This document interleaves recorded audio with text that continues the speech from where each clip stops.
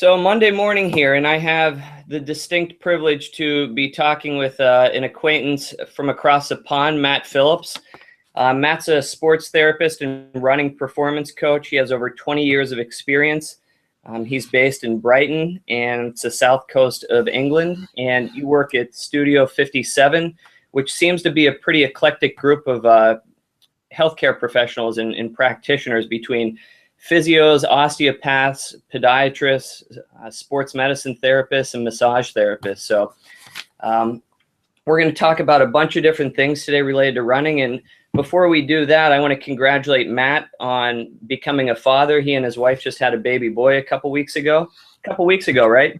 Yeah, 2 weeks and 4 days, counting. Yeah. So if Matt starts to fall asleep on camera, he has an out. So, but welcome, Matt, and thanks again for taking time out of your Monday to connect.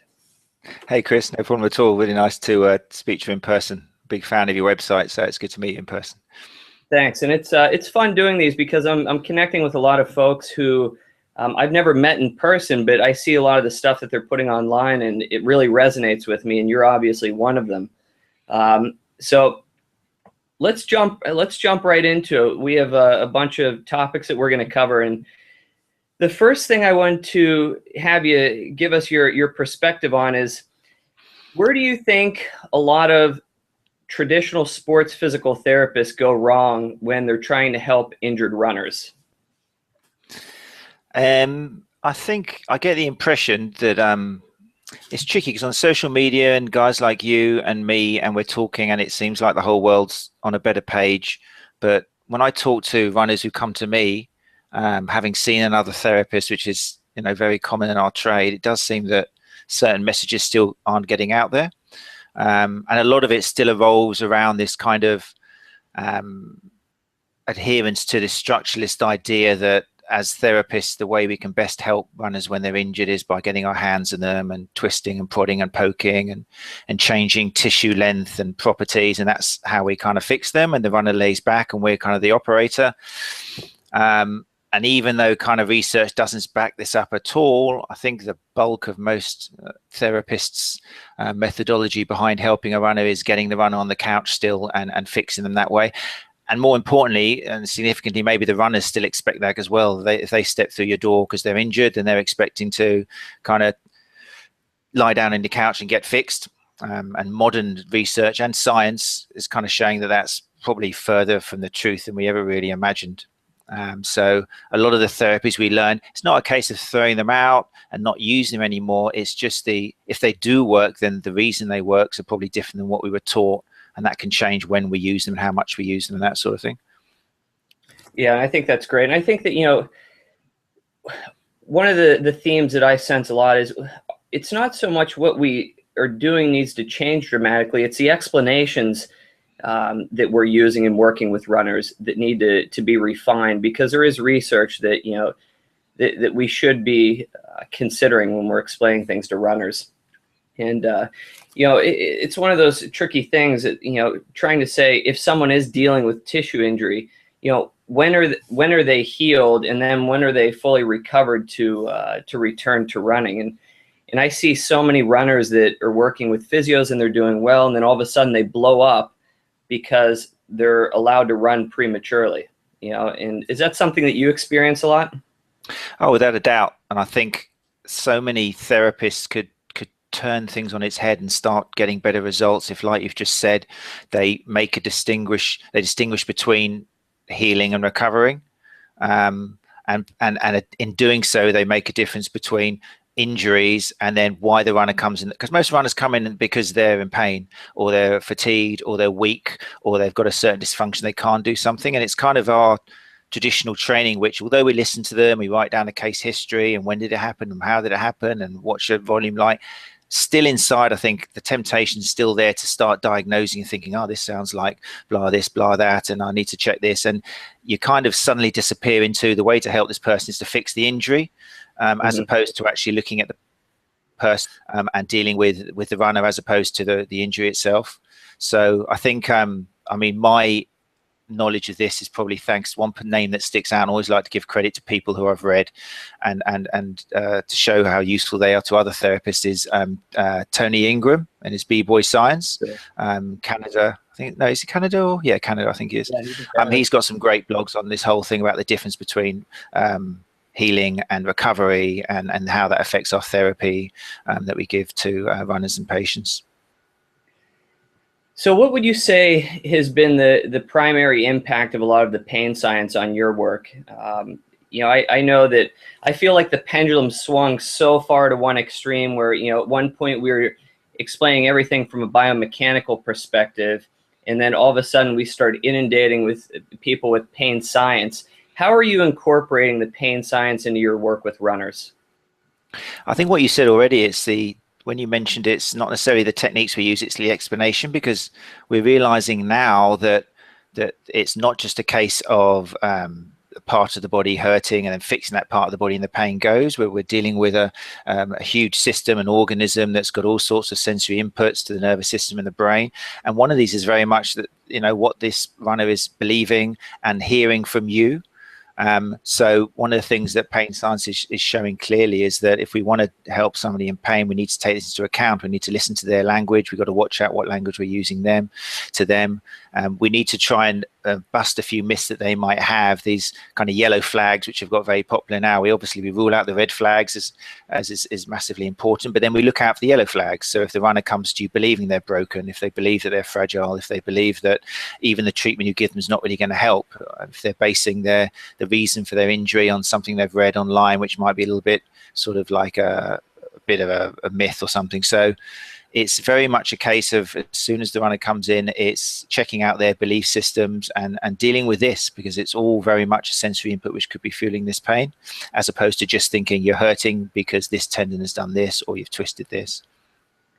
Yeah, and that's all spot on. It very consistent with my perspective on a lot of the pain science and incorporating into practice. And I tell a lot of when I'm teaching, I tell a lot of the therapists who attend my courses that I don't think most runners are chronic pain patients in the least bit. But with that said, I think that you can still infuse a lot of the pain science into your work. And again, it's really refining their understanding of their situation. And it's amazing. I mean, people really sort of exude this fragility of the body concept, and it's just so far from the case. And I always share my experience as an athlete, having been through the ringer between different injuries and surgeries. And I found running to be one of the most healing aspects, provided that you afford time for adaptation and you're not, rushing the process of sort of ramping up your volume. So, what do you think when runners come to see you? What do you think is typically running through their mind in terms of why they got injured? I think this is, again, maybe which sets runners apart from a lot of other athletes which we treat, is runners are such a passionate bunch, and most runners, recreational runners in particular, it's not long before you get addicted, because it's such a great sport. You're sitting on your couch and suddenly you've managed to do those few laps of the block, and before you know it, you're getting all the endorphins, you're getting the rush, you're seeing the benefits, you're seeing the weight come off, and you want more and more and more and more. And you start looking online, you start joining all the social hangouts, and before you know it, you're getting inundated with 50-day plank challenges and, oh, you're a heel striker, you're doomed for hell, and all this sort of information overload, which can really fuel certain injuries or rather delay recovery if you're reading the wrong thing and putting down your pain. I think busting these myths is a real step towards helping runners recover. There's a paper which I think encapsulates very well what a lot of runners still believe is the problem to their injuries. It was a paper in 2014, so we're only looking at last year. You'll have to excuse my pronunciation because it varies depending on who I'm talking to, but I guess the guy Saragiotto, but basically it was a paper on what recreational runners think are risk factors for running injuries. It was fantastic because it just drove home this belief that runners still have that most of their injuries are due to, well, the two that stood out is not stretching enough. The classic kind of, this is why I'm hurting, I'm not stretching enough. And then wearing the wrong shoes. And both of those, we've got lots of research which has showed that if anything, they're the lowest end of what could possibly be causing problems and injuries in people. Stretching before warm up has been showed to not only have no effect, but potentially actually decrease performance. But there's still people being taught by various coaches or even therapists, you need to be stretching your quads or just doing this and your 60-second static stretches. And then even afterwards as well, runners are still, I get great success, if I say so myself, with runners who are suffering from soreness after runs by telling them, stop doing your static stretching. So they come to me with hip flexor pain and they've been out and they've read the books and have the advice that need to hold a 60-second hip flexor stretch, and they're wondering why, after exercising and causing all these natural micro tears, that by ripping the muscle apart even more after their high intensity, they wonder why the next day they're sore, and so they drop it. And a lot of not all the time, but a lot of the time, that it's almost like a miracle cure. They're like, oh my God, I didn't hurt so much because I didn't do my stretching. And it's examples like this where, as long as you know what the belief systems of the runner are, which is where the communication is, because if someone comes in with a sore hip flex and straight away you're going on to, oh, it's because of this, and it's the loading, it's the running form, it's the gait analysis, blah, blah, blah. If you don't talk to them, say, oh, so what do you normally do? As well as what's your volume like? What's your kind of warm up or cool down? Straight away, you've got something which, with a 5-minute turnaround, you could help them significantly, and then move on to the next thing. Yeah, and it's amazing. I mean, along these lines, I see runners stretching their hip flexors, their hamstrings, and their calf muscle complex predominantly.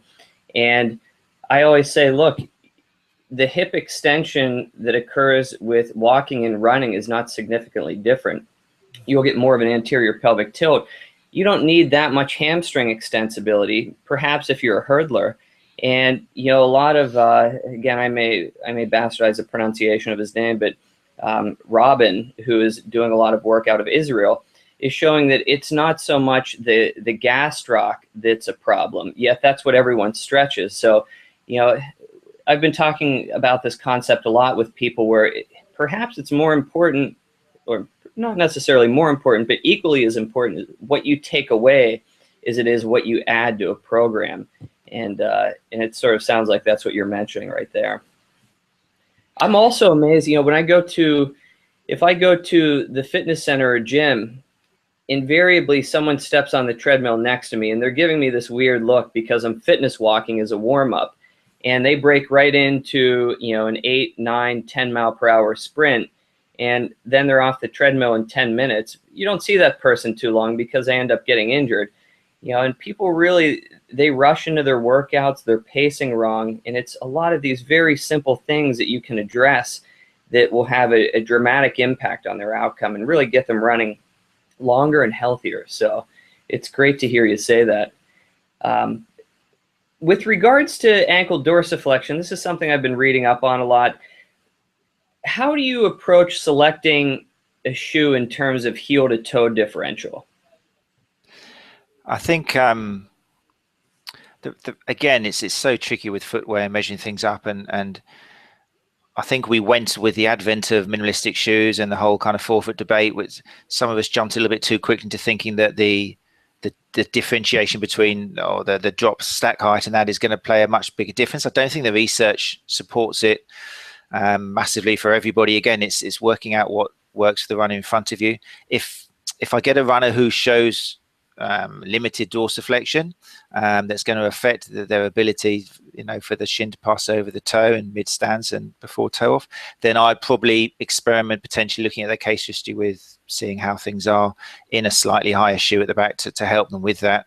But it's tricky because I had an example recently with a runner who is a sub 3 hour marathon runner, and she came to me complaining of a little bit of pain and stuff, and so I did a gait analysis with her, and incredibly limited dorsiflexion, but she's a sub 3 hour marathon run, and before long she's going to be, without a doubt, up in the European Championships and stuff.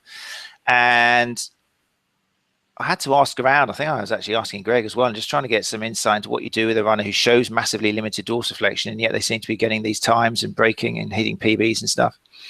And it was all a bit of a confusion, but sure enough, in the last marathon, whether it's connected or not, but she ended up pulling out after a few miles with a stress fracture or something in the fibula. And I don't know if it's connected or not, but I think still dorsiflexion is one big factor that we sometimes miss in runners in looking at maybe potentially injuries in the future. And And again, it's something which is probably eclipsed a little bit by the traditional shoe model of just looking at or estimating the subtalar drop and that sort of stuff, and something we can clear up with runners when looking for a shoe, not sticking to the whole arch type model and looking for other factors that shoes have to offer. So with that individual, what shoe was she in, and roughly what was her ankle dorsiflexion, if you recall? When How did you measure it? I did the knee to wall test and measured the angle of the tibia in relation to vertical, and it was something like, I think it was around kind of 15 degrees or something. If we were measuring distance from the wall, she could probably get away with maybe, if I remember right, it was less than a centimetre. As soon as she moved her toe away from the wall, there was absolutely no contact at all. And then measuring the angle as well, it was like, it was one of those runners which made me think, how do you manage to do what you do? I mean, how are you not breaking down the whole time, considering that she's such a local talent, a national talent? But that's the joy of the game. You do get people along who break the rules, and they remind you that you can't pay too much attention to the whole biomechanics of it. There's always exceptions, when you look at the individuals. Well, I'm still got to get in contact with her and see whether the injury she had was related to it, but that's all part of the fun and game of putting the jigsaw together. Yeah, I mean, it would make sense.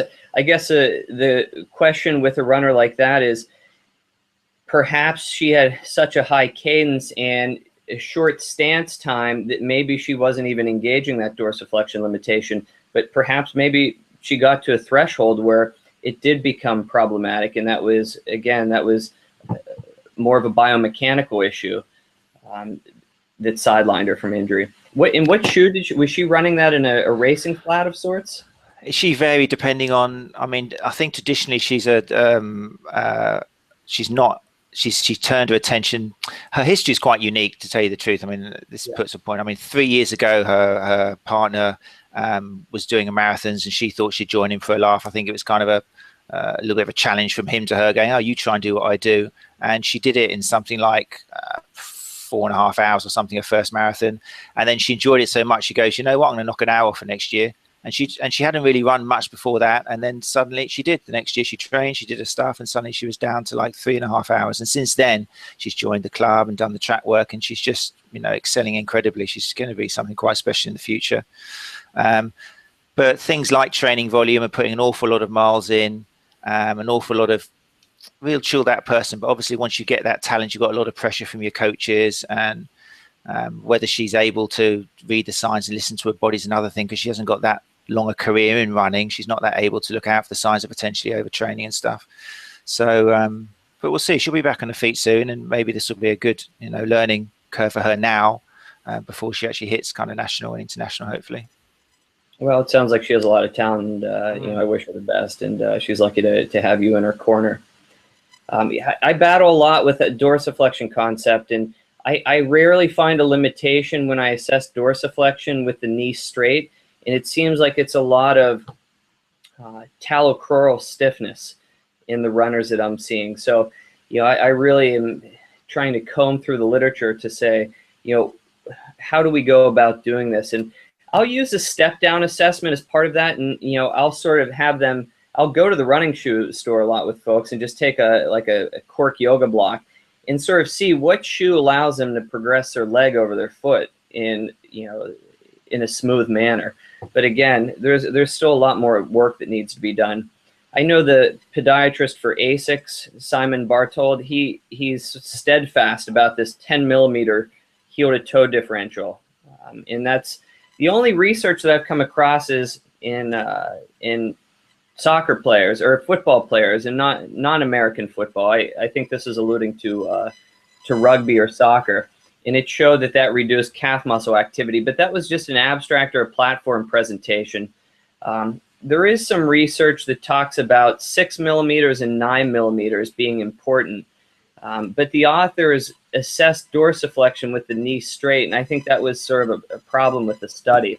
But again, I think you have to take everyone on a case-by-case basis, and some people can get away with a wide range, and some people have a narrow range. I tend to see this toed out position a lot with folks who have a limitation in dorsiflexion. And I used to think that was such a problem. I don't jump to necessarily correct that because I think that if you afford time for adaptation, the tissues will respond accordingly. And Haile Gebrselassie is a perfect example. So it's tricky. Our inclination is to, to always correct and fix. And, I think that sort of feeds into reminding people that the body's not robust and it's not adaptable. And that's unhelpful to patients. Um, so let's switch gears here a little bit. Let's talk about injury prevention or reducing risk among healthy runners. So there's been a lot of research coming out on strength training. And how are you incorporating strength training, or what are some of the exercises that you find helpful or that you're incorporating in your work with runners? I find that a lot of the time, one of the biggest problems is they might be doing the right exercises, they're just not lifting heavy enough. Yeah. There's kind of this belief that it's still out there, or maybe it's just they don't enjoy it. Generally people who enjoy running 26.2 miles aren't the sort of people who want to go and kind of join the, I was going to say meatheads, that's not fair, but go and join the big guys in the gym, because they're just not, that's not what turns you on. You want to go out there and appreciate the outside doors and feel the air moving and stuff. So and there's also this belief that if you are going to run distance, then if you are going to go in the gym, you need to be doing lots of reps and a lot of runners, they put their valuable time into doing maybe squats and deadlifts, but I listen to what they're doing, and they're kind of either doing 30, 40 reps, or they're just stopping at 10 or 12 because that's what they've been told to do. It's amazing how few runners actually work to failure and work to exhaustion. And that's, again, something which I find, can help a lot if you just get that point home to runners, that if they really want to get stronger, which they need to do if they're going to hop from leg to leg, kind of 2,000 times a mile or something, they need to be training that by exhausting their muscles by kind of around 10 repetitions or something, and putting heavy load. Unless they force that failure, then the body's not going to adapt. So traditional exercises, no magic bullets or anything. It's just actually realizing that if you're going to get stronger, you've got to give the body a reason to do so. So with the woman who you just mentioned had the fibular stress fracture, was she strength training? Was that part of her plan? No, I mean, still young runner and very much snapped up by the coaches quickly. And as always, trying to deal with a lot of time on the track and road with holding up a job and all that sort of stuff. But that was something we were working on. I mean, it was quite amazing. It's amazing really to think that someone who's done this well, I mean, anyone under a sub 3 for me in 3 years is like an incredible, especially where she managed to knock off in 90 minutes in a year of training. So it's kind of like, wow, imagine what she could do if we did get a little bit of strength training in there. And so it's something we were going to start working on, but she went and did this marathon and had this injury, and all smiles and happy and ready to go, but obviously she's going to be out for a while. But it may well be a case of stepping up her strength training to see if we can avoid something like that happening again. It might have been the missing link. Yeah. So if we take a healthy runner, let's say, late 20s, early 30s, who has been training consistently and they're looking to improve their performance, how would you lay out a strength training program? What would that week look like, and how would you interface that with their running training? So, I mean, I work a lot with recreational runners, and a lot of the time, the problem with them is I haven't got enough time to do this. So first of all, there's a little bit of education and making them realize that, okay, let's have a look at how you're spending your week. And before you know it, they are running kind of 30 miles a week or something, and they have got the time. They've just got to change what they're doing at that time.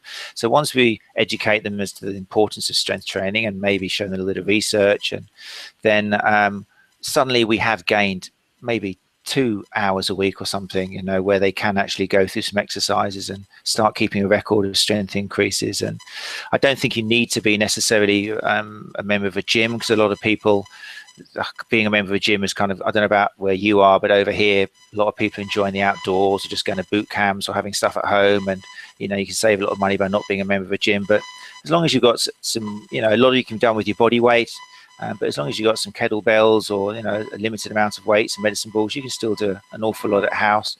It's just the consistency and, like I say, working to failure. I do try and get a lot of the plans and the coaching I send out and give runners is I rarely go over 3 days a week for the people I deal with. So that gives them that extra day or two, if possible, to do their cross training, to do their strength training.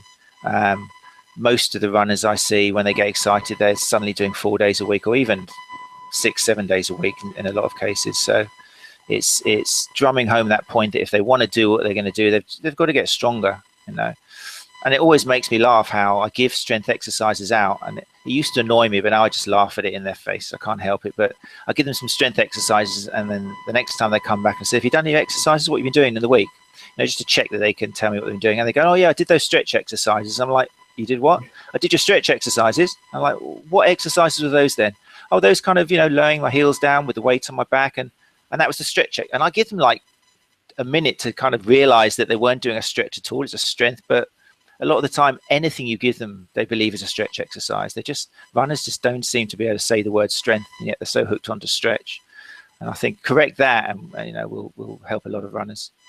Yeah, and it's tricky. I run into the same issues where, you know, I think that with a lot of the recreational runners, and, you know, I deal with a lot of recreational runners, and I'm glad to hear you say the same thing. I definitely have a group of performance-based athletes. But, you know, most of the folks that are going to come into the clinic are recreational runners who are looking to, and they end up in our hands out of pain and desperation to get back to hopping from one leg to the next. So, yeah, once you introduce some basic strength training, like you said, no magic bullets here. Just consistency and making sure that you're overloading to create a stimulus. It has a huge benefit. So, in terms of, so you mentioned 3 days a week, and will you throw those on the same days as running? And if so, would you have the strength training precede running or do it after? I think initially, I mean, it's going to depend on the athlete's week and stuff, but initially, I'm heading towards the whole, you know, the idea of, for most people, of making hard days hard and easy days easy, but it's got to fit in initially to a change in lifestyle. It's like everything, you've got to kind of make it work for you. So I may well space it out so that the runners are doing their strength training on their rest day initially, so they're not pushed for time. So they're not rushing through the exercises, so they're getting their fix of adrenaline kind of coursing around their veins and stuff. But then I will probably move them towards doing, if they're taking things seriously, of doing the strength training, maybe if they can in the afternoon or the evening of the day they've done their run, so that their hard days are hard and the easy days are going to be either non-impact cross training or swimming or cycling. And then the harder work, the runs in the morning, and then the strength training sort of a few hours after, if possible, or in the evenings. But I mean, the other thing, I think the other advantage of getting runners to do strength training is pulling back on their actual volume of running as well. You know, you get the double bonus of not only the implications of getting a bit stronger, but also the fact that they're not on the road for that time. Because again, I mean, training is backed up by research as well. In the Railjack paper of 2004, I think, it is still highlighting, it's still very important that runners just run too much. You know, it's one of the only sports, I think, where the participants think they can do it 365 days a year. You know, all other sports, they'll have a preparative stage and then the competition stage and then kind of a transient stage where they're not doing much at all. But especially with recreational runners, they really believe you have these challenges of run streaks, and people who have run every single day, you can do that if you're kind of like a veteran of running. But a lot of people are trying it too quickly, and they're not giving time to recover. And you know, this impact, running's not bad for you, but if you do it too much, too soon, or too often, too much for change, then yeah, you can pretty much guarantee it, you're going to slip up and you're going to get injured. So many runners just, in my experience, a lot of runners are excellent at planning their weeks, and they'll do their kind of Mondays interval training and Wednesdays track night, and then maybe Sundays a long run, and maybe they'll do some cross training on Tuesdays and Thursdays. But ask them how February is going to be different than March, or what they're going to do in October, or maybe where they're sitting in this year, what's going to be their goal A races, and what's going to be, where's their preparative stage, and they haven't got a clue. There's kind of very little, at least with recreational athletes, there's no macro managing or even mesocycles at all in their plans. It's all micro. And before you know it, they're doing 52 weeks of the same micro plan, and then wondering why nothing's changing. So I think getting that strength training in there, encouraging them to learn what a lot of people, I mean, I'm from a strength and conditioning background. I went through my time, I enjoyed the gym. So I had my pad, I had my pen, I was looking at myself getting stronger.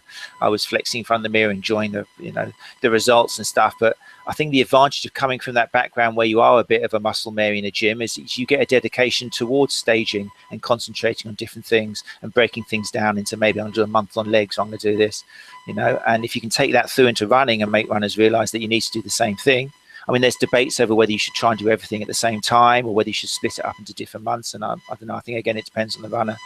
But definitely trying to help runners to plan their years and different months in the years to strengthen, potential weaknesses in the chain. There is a great, I want to say it was a review paper by Nielsen and Rasmussen, and that group pumps out so much amazing research. And one of the things I explain to a lot of the runners that I work with is running injury patterns seem to follow this U-shaped distribution where it's like if you're running 1 to 2 days a week, that's a problem. Running 6 to 7 days a week is a problem. And I used to tell people, really 2 to 4, maybe 2 to 5. Right now I'm saying 3 to 4 is a sweet spot, and to supplement that with some form of resistance training or cross training. And I work with a lot of triathletes, and it's such a juggling act. Again, it's just go, go, go. And the American mentality is, you need to suffer, you need to go through hardship, no pain, no gain in the traditional sense. And it's really just a lot of poor habits that are just begging injury. So, are you working with a lot of triathletes?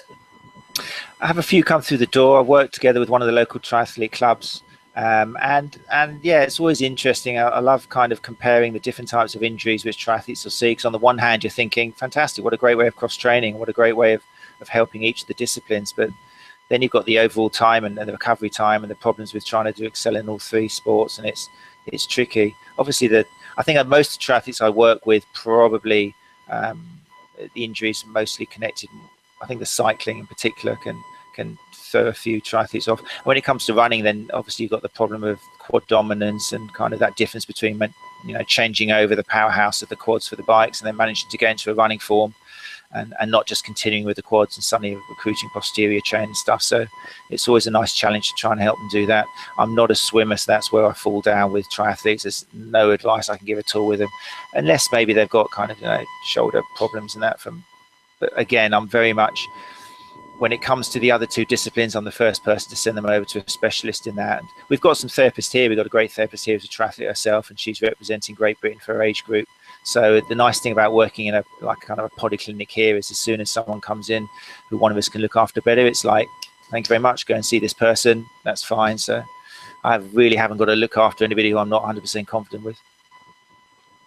So with gait analysis, this is something that I would say, most of us do. What are some of the things that you've learned from gait analysis or clinical pearls that you can share? How do you approach gait analysis in your work?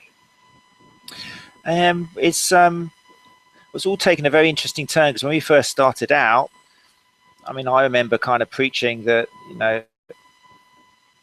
the idea that we're going to change your running form by strengthening, and we're going to kind of change the way you move when you're doing a lunge or squats, and that's going to have a natural carryover. And I remember preaching in the early days that, you should never try changing the way you run on the treadmill or when you're outside, because you're just going to become economical and your brain's not going to change it anyway. And, the changes will come naturally when you do your work outside with drills and marches and skips and stuff. But that's all kind of changed now with the research, and people like Irene Davis and have shown clearly that you can, gait retraining is very much real, and you can change movement with visual feedback and internal feedback and stuff. So now, for a while we have been making runners do little 20-second, 30-second drills whilst they're out there, either on a treadmill or out running, to try and change various aspects of their running form, and seeing that either in combination with the strength exercises on the outside, that this can have a benefit impact on reducing pain. Performance is more difficult to tie to, but definitely there's research out there which has shown that modifications, for example, in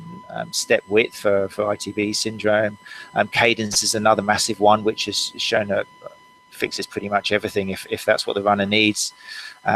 So there's a lot more we can do now with runners being careful not to, again, just open the page and say, oh, your body's doing this, you need this. But there's definitely a lot of things we can play around with once we get onto the treadmill and see how they're moving. How do you approach addressing cadence? So, Brian Heiderscheid's spearheaded a lot of this work.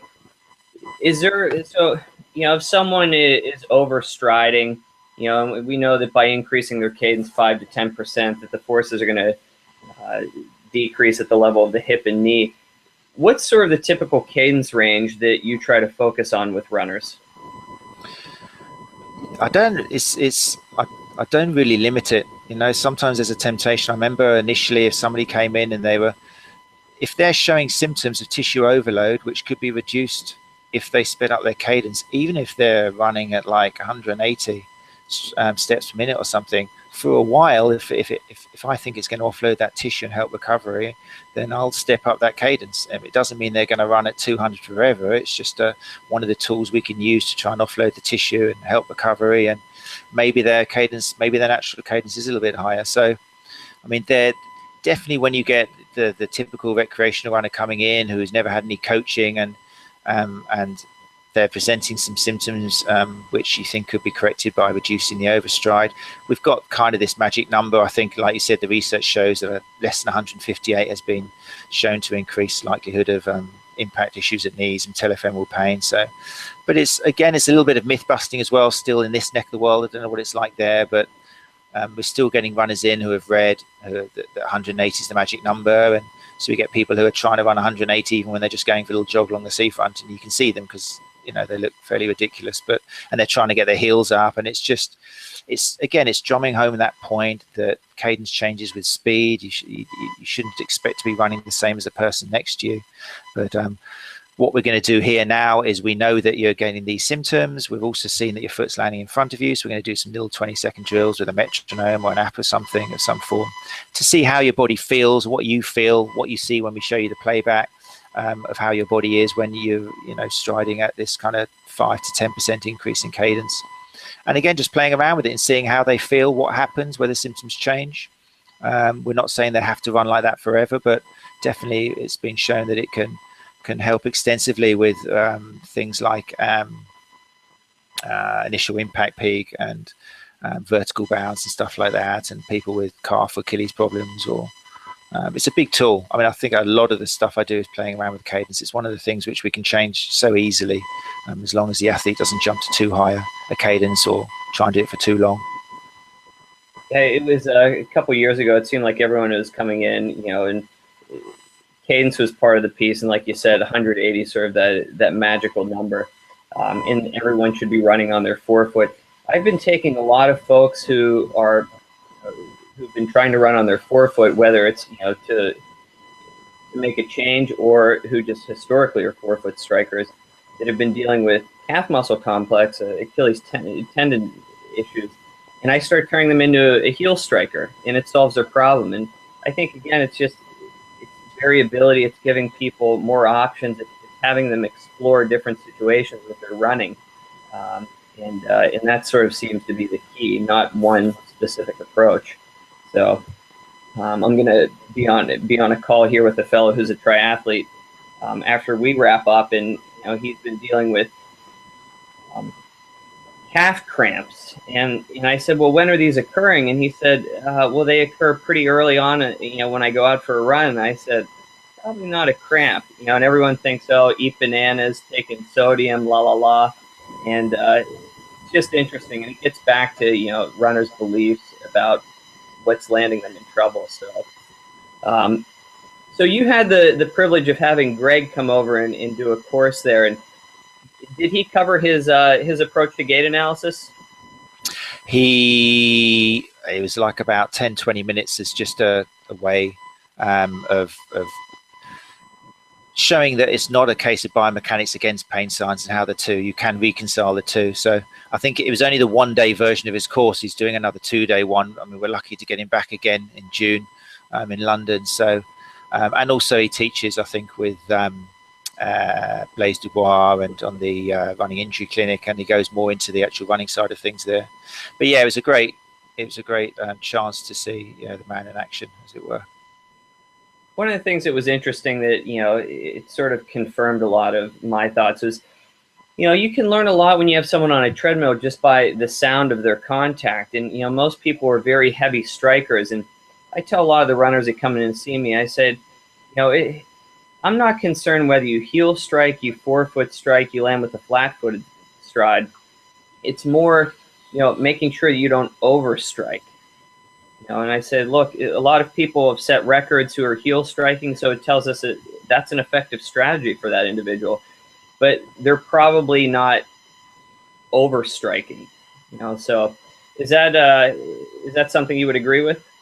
Oh, without a doubt, it's one of my favorites, and it's so true. You get a lot of the time, it's almost like a surprise runners by kind of going, you normally run with your earphones in, do you? And they're kind of like, yeah, how do you know that? I love running with my earphones. I listen to all the latest podcasts and stuff, and because they've never heard the noise they make. They don't realize how hard they're landing. And it's another great cue you can use for gait retraining, because it's something where you're not focusing on bend this more or do this less. It's just try and run softer. And I think, again, it's been backed up by research. It was Irene Davis, again, who just showed that through gait retraining and runners using, I think she had, I think the feedback for her was actual digital readouts of the impact that the runner was producing. But, they managed to reduce the vertical forces and impact peaks by like 20 to 30% by simply just telling the runner to run softer. And it's so obvious. It's no more complicated cue than that. Just listen to the noise you're making and try and do us all a favor and make less noise. And it's a classic example of how a simple cue that comes from inside the runner, as opposed to you telling them what to do, can make such a big difference. I always worry when people are running with headphones, they start running to the beat of the music, and like you said, that they're not in tune with the sound that their foot's making it impact. I wrote a really short and sweet blog post when I was in New York called "The Beat of Your Feet," and how it's just important for people to pay attention to that. So, switching gears a little bit, are foot orthoses a common prescription in the UK? Well, again, I mean, we do an awful lot of gait analysis here, and alongside, are these the right trainers for me?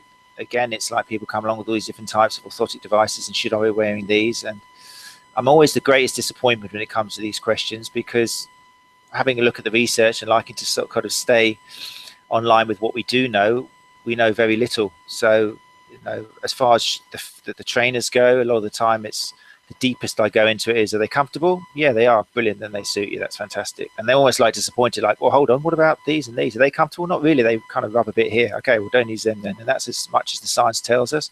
With orthosis, it's tricky as well, because now we're entering a time in which the research is showing it's more to do with the kinetic forces as opposed to kinematic. And once upon a time we thought that what the orthotic device was doing was actually changing the position of the foot, and by that we were playing around and helping reduce the risk of injuries and stuff. But now we know that sometimes you can change the forces without even making a kinematic change. So what we can evaluating what orthosis we should use by looking at movement is a tricky area. Unless you've got force plates in your clinic, you're unlikely to be able to make a very educated decision as to what the runner should be putting in their shoe. There's no doubt that orthosis can help. It's just, again, the methodology behind how they work is tricky. But that said, I'm always in favor of having runners experiment. We sell them here. We sell different they're graded according to arch height, which always makes me kind of cringe a little bit, because I don't like to be associated with that. But if a runner comes in and I think that we could potentially offload the tissues by putting something in the shoe, because you put anything in a shoe, you're going to change the loads. I mean, that's guaranteed. Whether you change the loads in the right way and you hit the tissues that need to be offloaded is another question. That's something which either a trained podiatrist is going to be able to do with their gear, or something which, you do what you can, but it's going to be a little bit hit or miss. And as long as you educate the runners to that and say, look, take this away, see how it feels. You're not going to wear it forever, but this could be what you need to try and offload the tissues and get you through this patch. And then we'll do this alongside other changes like the strength training and the volume. And yeah, it's something we definitely play around with. We've got a podiatrist who works here, so if we feel that it is a foot upwards problem, which does happen, although a lot of the time, in my experience, any issues you know, if you sort out, like you said, sort out the hips and sort out what's up top, and what happens to the foot below will correct itself naturally. Sometimes, obviously, there are cases where actually, you know, the foot mechanics here, we need someone specialised to have a little look at this and see what we can do, and that's where we'll send them off to the podiatrist. What are the top shoe companies in the UK? You know, it's funny. I mean, there's some interesting. He doesn't send them out so much more, but you're familiar with Craig Payne. You follow his blog and Sure. Running Yeah. Research Junkie. Yeah, so I don't know if he's done one for a while, but he kind of shows what the most popular bought shoes are, and how it's gone through the phases. And he's kind of uncovering how, you know, although people still make a song and dance about the kind of more minimalistic brands and they've come through, it's still very much Nike and Adidas, and I think Saucony are coming up as well. But it's still the traditional makers who are managing to. A lot of people here are very much still into the Brooks, Flow, and, you know, the number of people who come in with their Innovates and the Mizunos and the Merrells and the kind of Vibrams is still fairly low. I'd kind of like it to be a bit more, not because I'm biased towards, well, no, I am a bit biased towards stripping away what's on your feet, as long as it feels good and doesn't give you any problems. But despite what people might like to kind of say on websites and stuff, it's still very much the traditional shoes which are you know, selling the most in the country, I think. Yeah, I would say that's the case in the United States as well. I mean, I'm in Seattle, so it seems like everyone's in Brooks, but Saucony has been relatively popular among the triathletes, and you know, I think that sometimes that's problematic. A lot of the folks that I see who are presenting to me in injured states are in the Sauconys, and most of them are 3 to 4 millimeter drop shoes. And a lot of these folks, again, it's a dorsiflexion limitation that seems to be the problem. Not always, but you know, that seems to be the pattern that's emerging. But with triathlon, you see a lot of these tri-specific shoes. I know Zoot does some. There's a couple other companies out there. Do you have a lot of patients coming to see you wearing shoes of that nature? We get a few, yeah. I mean, triathletes love buying their gear and coming in but again, I mean, I do, as far as the dorsiflexion that goes, I still do find myself telling runners, who, especially if they're suffering from kind of lower leg, calf, and Achilles issues, when you listen to them, they say, when was the last time you ran happily? And it was like about a year ago. And what's changed? Well, I kind of bought these kind of more minimalistic shoes, and it's still a little bit of an issue of people going too quickly into a lower drop shoe, and take them back to a shoe that was working for them before they read the article. And then often, a lot of the time, the symptoms will go, you know, and then you try and get them to change slowly into maybe a more minimalistic shoe. Because I do try, I'm biased, I do try and get runners into as least amount of shoe as they can wear and their body will cope with. But you know, you've got to bear in mind that some people aren't quite ready to wear a more minimalistic shoe yet, and some people will never ever wear a minimalistic shoe, you know, because they're just the physiology is such that it doesn't benefit them at all. There's an interesting article I was reading, and you know, they introduced the term risk homeostasis, and you know, I think a lot of times when people go into a shoe that has, say, more, you know, pronation control features, or it's sort of, you know, if we take something like the Brooks Beast, I think that person is less inclined to try and make any changes to their form or just the manner in which they run, because they think that the shoe is going to, you know, salvage any issues. You know, it's sort of like if you're, you know, playing football, American football, you may go into a tackle a little bit harder because you know you have a helmet on, you know. So I use that term a lot when I'm explaining it to people. And like you said, some folks will never be in a minimalist shoe. And I think that, you know, you're playing with fire to try and get them, you know, out of their traditional shoe or what works for them. But you know, I would say as time goes on, I try and get people into less of a shoe if I think that they can get away with it based on my exam. But again, it's just not a process that can be rushed. So what are some of the things that you highlight in terms of shoe fit? What do you tell folks? Or do you have a running shoe store that you work with? Not directly. You know, we'll try and support the local traders kind of in and around us. We've got a couple in the town who've got a long history of involvement in races and stuff. But directly with, I mean, I tend to send people down to one store in particular that I know that they're not kind of totally, I know they've got a little bit more of an open eye to other factors in the shoe as opposed to just kind of the traditional arch drop and stuff like that. And you know, I need to, if I'm going to send people to a shop, I need at some point the seller to stand back and go, you know, do they feel comfortable, you know? And if they are going to do a little foot gait analysis or something on them, it's not to kind of see or try to measure how much the arch is dropping. I need them, they're just giving that treadmill so that the person has a chance to run, to feel whether it feels okay on them, whether it's comfortable. As soon as I, you know, get a runner who comes from a store and says, oh no, I was told that I'm overpronating and therefore I need these shoes, then it kind of stabs a little bit at me, and I'm kind of resisting, you know, recommending someone goes there, because it's a paradigm that unfortunately has to go. And a lot of independent shops, and I know, for instance, shops which kind of work more with minimalistic shoes, that paradigm has gone, and they're not talking about it so much as overpronators. You know, if someone comes from a running shop and they've been told they pronate too much, then it's not the kind of place that I'm really we're not gonna work very well together. I'm much more interested in a shop which goes, I mean, rotating shoes, I think, you know, there's no danger to shoe shops, because if anything, what I propose is that runners, you know, get a different style of shoe, you know, that they've got shoes for their running on road, they go out and wear different shoes for that, as well as changing different surfaces to run on. There's been research which has shown that rotating shoes can reduce injury risk for a large population. So, you know, rather than telling runners that they need this type of shoe to reduce injury, then let runners know, play around with different types of shoes. This shoe may work for your shorter distances, try this for your marathons, try this for when you're off road. And they might have 5, 6, 7 pairs of shoes. So there's definitely business there for shops. They've just got to stop forcing all runners in the world into 3 categories, because that just doesn't make, you know, sense. Do a lot of the shoe stores in the UK, do they have a treadmill in shop and basically throw the customer on it once they find a shoe that seems to fit or feel comfortable? Yeah, I mean, we had our gait analysis started about kind of 10, 12 years ago. And at the time, you know, the local shops didn't do any kind of gait analysis, you know.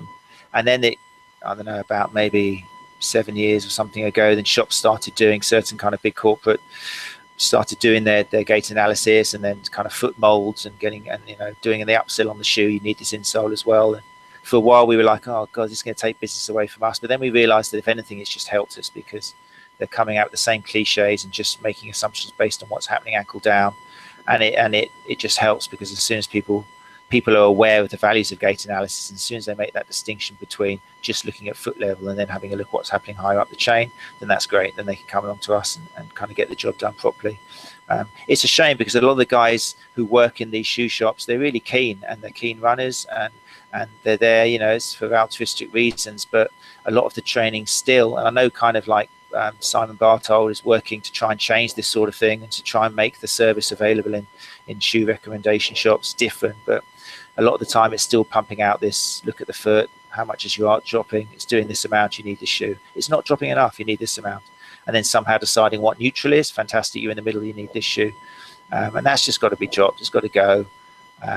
You know, because if anything, potentially you could be harming a runner by sticking them in this shoe, which is supposed to be helping them in it. And, you know, research has shown, I think there is I mean, it's continuously being shown, but it's still research being done. Even recently, I think there was done this year, using a whole bunch of army. Again, it's often done in the army. Sure. Just showing that the recommendation of shoe based on arch type just doesn't work. You know, it's 50-50 at best, which means you may as well flip a coin. Yeah, I mean, I think it's tough enough to get folks in the medical community to adopt this stuff. So, you know, hopefully in time it will start to become more status quo. So, switching gears a little bit, you're someone who obviously pays attention to the literature, and I really commend you for that. It's a lot of time and energy to keep up with the research, but it's very important for us as professionals. What are the major gaps in the research that you see? What would you like to learn more about, or where do you think there's a dearth of information? I think the problem is obviously there's not enough research. There's often, you know, the need to make sure that there's got to be a lot more prospective studies instead of just retrospective, and often the trouble is research is still contradicting itself so much. And this is one of the big things that Greg Lehman was showing, that, you know, he was presented with this idea that pain science is trying to work against biomechanics, and that he's kind of suggesting that all the people doing this research on biomechanics are kind of missing the point. But it's not that at all. I mean, his big point was that the biomechanics research kind of dismisses the biomechanics itself, because there's always, as soon as you get one thing which seems to be this, something else comes along which kind of negates it. So there is obviously the argument that do enough research and eventually you'll see more accurate traits. I mean, fortunately, there are people out there who are working really hard doing the research and doing valuable research and making sure the sample sizes are relative and that the results are statistically valid. But I think it's still a case of, in the meantime, the people kind of on the shop front in the clinics experimenting and seeing what happens on clinic level, because I think it'll still be a long time before the human body is just, there's so many variables and so much variability between us, with not just the biomechanics but the kind of psychosocial aspects and the way we're made up. I think it'll be quite a long time before we get any answers as to this particular factor leads to this injury, and there's still so much we can do with regards to just changing, looking after training plans and getting people to look at the simpler things. So I always look at the research, but if anything, it kind of just reinforces the point that, you know, you've got to look at the athlete in front of you and not kind of just try and make them into what the last runner was. Yeah, I think that Greg highlights some great points, and specifically the biomechanics research is questioning the biomechanics research, which makes our work a little bit more simple. Yes. Yeah, no, I definitely agree. I mean, and there's I must admit, it is easy for us. My heart goes out completely. I mean, there's some people doing some excellent research into patellofemoral pain and stuff, and I think they maybe took it personally, when they see people like Greg going, oh, it's just, you can't jump to this, and this, contradicts this, and it's not an attack against the people doing the research at all. It's fantastic and a massively important part that people do the research, but it's just the interpretation of the research, and it's very difficult, I think, for people not to show bias and not to cherry pick and not to kind of, that's the challenge, I think, for people. But yeah, in the meantime, for the simpler people, the folk like us who are on the ground, it does kind of make things simpler because we can experiment, we can play around. In reality, can you imagine a world where we were just, we discovered all the secrets and we just read out of a textbook, oh, you come in with this, right, you need this next? I almost hope it never happens. It's much more fun what we do. We'd be replaced by robots at that point. Well, there you go. It would be a case of, walk into this booth and you'll be fixed. I don't think it'll ever happen. The more we look into, the more the research shows is that it depends on the runner, it depends on the athlete, it depends on the person in front of you. And the more, if anything, that's, maybe the more we understand about pain science and how we can tap into people more through that form of sensory input rather than trying to fix biomechanics, that will probably present us with more answers than the biomechanics research. I think that's potential. It was really interesting. I did my training at the University of Delaware, and I spent time there in their research labs before I even went into the master's program in physical therapy. And there is a huge emphasis on quadriceps strength, and a lot of Eric Vitro's work has showed the importance of quad strength. And they were dealing with a lot of patients after ACL reconstructions that were primarily hamstring autografts. And then I went up to New York to the Nicholas Institute of Sports Medicine and Athletic Trauma, and the focus there was on proximal thigh and hip strength. And the interesting thing is that both of these groups got great results. One was really focusing on strengthening the hip, the other was strengthening the quad. And then we just have this study that came out that showed that if someone's dealing with patellofemoral pain, you want to strengthen the knee or the knee musculature, great. You want to strengthen the hip musculature, great. The outcomes are pretty much similar. Perhaps, there is a slight bias or, it favored hip strengthening to a slightly greater degree, but it wasn't clinically or statistically significant. So I think that's great. And it sort of, it does simplify our life, and this is one of the takeaways, from Greg's course for those who have taken it is, figure out where you start loading someone and then progressively load them. And I think that's just it's a simple concept that, it's less intimidating for a lot of, younger clinicians or green clinicians, but I think that's an invaluable takeaway. Yeah, definitely, without a doubt. I mean, what we can say, hand on heart, and what we do know, that if a tissue is suffering, it's because it's being overloaded. So if we're going to help that person, we just got to find a way of reducing, the load or making that tissue more able to handle that load. How are we going to do that? Well, with a combination of strength training, you know, graded, progressive graded, so that they're not jumping too soon, too fast into something. But it really implies that things haven't got to be that complicated. The exercises haven't got to be that clever, you know. So yeah, it does simplify things. And you know what? It so far, touch wood, it gets results as well, which is the most important thing. If we were simplifying things and not seeing an increase in results, then we'd be worried. But as far as I'm concerned, as far as my career has been, a lot of, you know, the more I've simplified the things I do and used less complicated manual therapy techniques and getting obsessed with all these kind of myofascial slings here and there, if I just got down to basics and looked at, you know, what we know can make a difference, then I'm getting healthier, happier runners. And I see that among a lot of clinicians that I respect across the world right now is they've all gone to this model of simplicity. And I don't think that that's just by chance. I think that that's really a function of the literature. You know? And there's a quote by, I want to say Einstein, that says, make things as simple as possible, but not one bit simpler. So, you know, it seems like people always say, what are your clinical pearls with runners? I say, well, take a look at, you know, basically their cadence, make sure they're rotating shoes, make sure they're not over striking and over striding, and make sure that they're running with some consistency to force adaptation. And beyond that, I mean, I think we're hard pressed to make any, you know, any claims. Would you agree with that? Definitely, yeah. I mean, you've just pretty much, it's the art, I think, of what we do is knowing, you know, when to apply those things and how to get the point across to the runner and find a way of explaining these things and helping them to achieve it. I think I thought something as you were saying that. Um, oh yeah, another way that another thing that again is to do with simplifying things is you get another thing I try and do with runners who come in and patients of any form of, you know, athletes or occupationally injured or something is just looking at what people can't do and getting them to do it. It's something that Greg backed up on his course. You know, you try and get people to move as many ways as possible, as well as they can.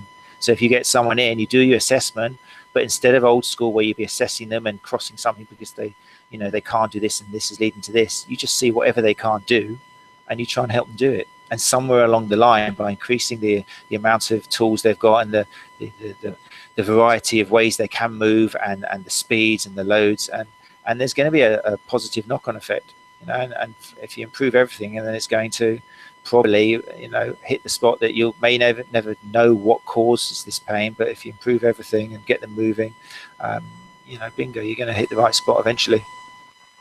And I used to be guilty of that too. I mean, I used to be very idealistic in terms of how I thought people should move. And then, you know, the longer, well, as time went on, I started having these ideas really be shattered by people that would come in and break all the rules and were a lot of times winning races. And so it's funny when I give exercises anymore, and I try and demonstrate this a lot with my YouTube channel. I just try and show a million different variations. So if you give someone, say, 3 sets of 10, you know, don't just have them do 30 repetitions of one particular movement. Maybe one of those sets, try and do it in 10 different ways. You can just sort of get them to explore and to sort of start owning their movement a little bit more. And I grew up skateboarding and snowboarding. It's just amazing to watch high-level, you know, skaters and snowboarders function. You know, they're landing in extreme valgus. They're landing with flexed spines. And, you know, it shows you that this is probably important, but they have such variability that it's just incredible to watch them. So, and I think that's factored into so much of my running.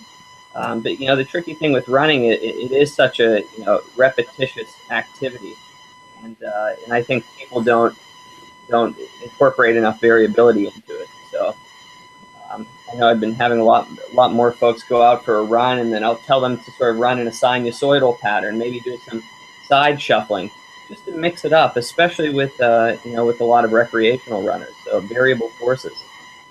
So, well, hey, I wanted to wrap things up here, but I wanted to give you a chance to sort of put out some final thoughts or any pieces of advice or words of wisdom you have. I mean, although my bias is gait analysis, then and coaching, I think the main thing I'm trying to push this year, I always kind of push it. We've had the Brighton Marathon and where I'm from, and the London Marathon. and a lot of the time people take a rest now. And it's the next marathon comes next year, and they only really start training 16 weeks before, when they get their head down and start doing some work. So I try and get runners now to use this time wisely and to start looking at weaknesses, because now is when you can make a difference in this kind of, like, when you're not training for a particular race.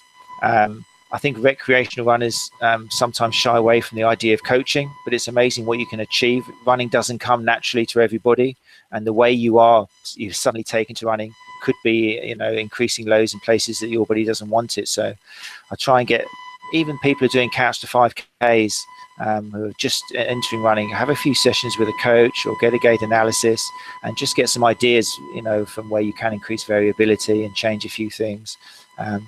Because if you start training into a marathon plan, you've got 6 weeks to go, you're not going to have enough time to make significant changes, in your running form. It's going to take at least 6 weeks before things start becoming unconscious, and by then you're already kind of thinking about getting specific for your events. So just using the year wisely, getting a pen and paper, setting out all the months, just thinking, right, what am I going to do in each of these months? How am I going to achieve my goal now, as opposed to just waiting for 16 weeks, before the race starts.